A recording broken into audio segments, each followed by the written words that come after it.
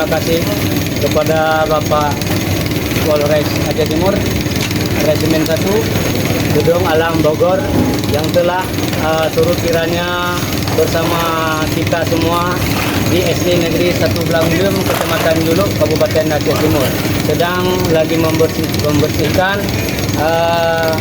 pasca bencana banjir bandang yang mulai dari tanggal 26 November sampai sekarang masih berlumpur seperti ini. Alhamdulillah berkat pertolongan saudara-saudara kita semua ini yang pada hari ini alhamdulillah lokalnya sudah mulai akan pulih. Kita harapkan ini semuanya harus pulih seperti biasa demi anak-anak kita yang masih terlantar sebelum bisa proses belajar mengajar.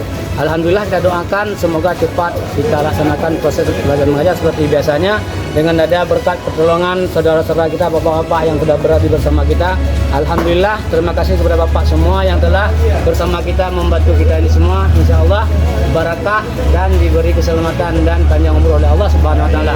Mudah-mudahan kerjasama yang baik ataupun jasa-jasa yang baik kami ucapkan terima kasih. Kami tidak dapat membalas jasa, melainkan kita serahkan semuanya kepada Allah Subhanahu Wa Taala atas hasilnya pekerjaan yang setimpal. Mungkin